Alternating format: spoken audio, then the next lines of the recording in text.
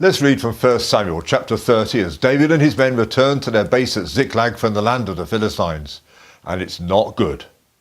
And it came to pass, when David and his men were come to Ziklag on the third day, that the Amalekites had invaded the south and Ziklag, and smitten Ziklag, and burned it with fire, and had taken the women captives that were therein. They slew not any, either great or small, but carried them away, and went on their way. So David and his men came to the city, and behold, it was burned with fire, and their wives and their sons and their daughters were taken captives. Then David and the people that were with him lifted up their voice and wept until they had no more power to weep. I don't know what the enemy has taken from you. I don't know if it is children or a home or money or relationships or love or even faith. But whatever it is, here's a lesson from Scripture. Point 1, it's okay to weep, to be in anguish. They lifted up their voice and wept until they had no more power to weep.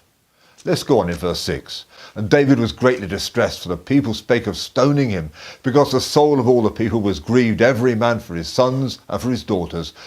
But David encouraged himself in the Lord his God. Point 2, don't stay in that place. Don't lose heart. Take it to the Lord. Read an encouraging word in the Psalms. David encouraged himself in the Lord his God. So can you. Verse 7, and David said to Abiathar the priest, Ahimelech's son, I pray thee, bring me hither the ephod. And Abiathar brought thither the ephod to David. And David inquired at the Lord, saying, Shall I pursue after this troop? Shall I overtake them?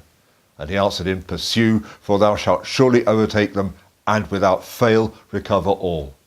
Point 3, don't blast off on your own, but equally don't sit around. Seek the Lord for something to do.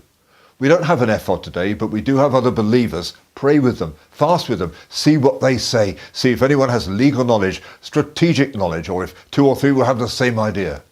So David now has his plan.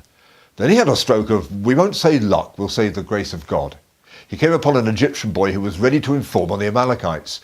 You see, when you do some simple stuff, you can rely on the Lord to do something left field, something surprising, something miraculous, a game changer.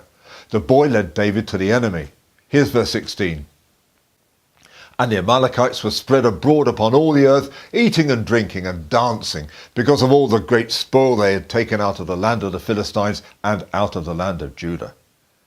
And David smote them from the twilight even unto the evening of the next day. And David recovered all that the Amalekites had carried away. Point 4, take action. Earlier in David's career, he said the battle was the Lord's, but he still had to sling a stone at Goliath. Verse 19, and there was nothing lacking to them, neither small nor great, neither sons nor daughters, neither spoil, nor anything that they had taken to them. David recovered all.